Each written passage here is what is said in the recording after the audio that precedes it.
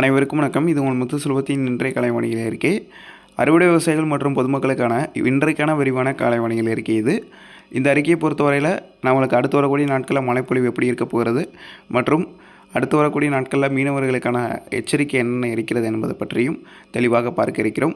தற்போதைய நிலவரப்படி பார்த்திங்கன்னா பெரும்பாலான கடல் பகுதிகளில் பலத்த காற்றுடன் கூடிய மழை பெய்து கொண்டிருக்கிறது. மடகாஸ்கர், இந்தோனேஷியா தீபகற்ப பகுதிகள், இன்னும் பார்த்திங்கன்னா மாலத்தீவு பகுதி, இந்த பகுதியில் அதிகமான மழை கொட்டி தீர்த்து வருகிறது. இந்த சூழ்நிலையில் தமிழகத்திற்கு எதனா மழை வாய்ப்புகள் இருக்கிறதா என்பது பற்றி பார்க்க இருக்கிறோம். சூரிய குத்துக்கதிரை பார்த்திங்கன்னா மிக மிக வேகமாக கீழ்நோக்கி நகர்ந்து கொண்டிருக்கக்கூடிய காலகட்டம் இது. அதன் காரணமாக பருவமழை பொறுத்தவரையில் தற்போது மடகாஸ்கருக்கும் அந்தமான் நிக்கோபார் தீவு மற்றும் இந்தோனேஷியா தீபகற்ப பகுதிகளுக்கும் இது ஏற்ற காலம், மழையை தருவதற்கான ஏற்ற காலம். தமிழகத்திற்கு இது பனிக்காலம் என்று சொல்வார்கள். அதுதான் நடந்து கொண்டிருக்கிறது. இப்போதைய நிலவரப்படி பார்த்திங்கன்னா ஜனவரி 20ஆம் தேதிக்கு மேலே MGO மேடன் ஜூலியன் ஆக்சலேஷன் பார்த்திங்கன்னா நம்மளுடைய கடல் பகுதியில் 2 மற்றும் 3 பகுதிக்கு வர இருக்கின்றன. இந்த MGO வருகின்ற காரணத்தினால பார்த்திங்கன்னா பொதுவாக எல்லா மழைப்பொழிவுகளும் நல்ல மழையைத்தான் தரும். அதற்கு தீவிரப்படுத்துவதற்கு ஏதேனும் ஒரு காரணிகள் இருந்தால் இன்னும் அதிகமான மழையை தரும். அதுபோன்று நம்ம சொல்வதுதான் MGO. இந்த MGO வருகின்ற காரணத்தினால உறுதியாகவே மழை எதிர்பார்க்க முடியும். அன்றைய தினங்களில் குறிப்பாக ஜனவரி 22, 23, 24, 25 இந்த தேதிகளில் உறுதியாக ஒரு நல்ல மழைப்பொழிவு எதிர்பார்க்க முடியும்.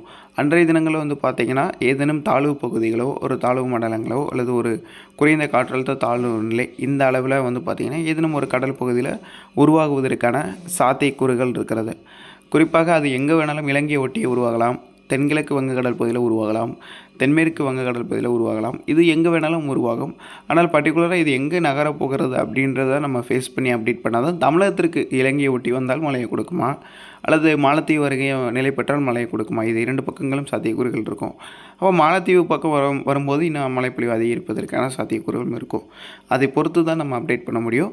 இப்போதைய நிலவரப்படி இன்னும் 13 நாட்கள் இருக்கிறது. அப்போ 13 நாட்களில் இருக்கக்கூடிய நிகழ்வு இன்றைக்கி நம்ம உறுதியாக சொல்ல முடியாது. அப்போ 13 நாட்களுக்கு பிறகு வேணால் சொல்லலாமா அப்படின்னு கேட்டிங்கன்னா அப்படி இல்லை.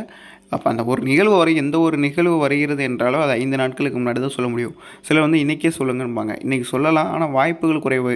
அது நடக்கலாம், நடக்காமலும் போகலாம். எந்த ஒரு நிகழ்வு குளிர்காலத்தில் வந்தாலும் அது 5 நாட்களுக்கு முன்னாடியும் 3 நாட்களுக்கு முன்னாடியும் சொல்வது தான் சரி.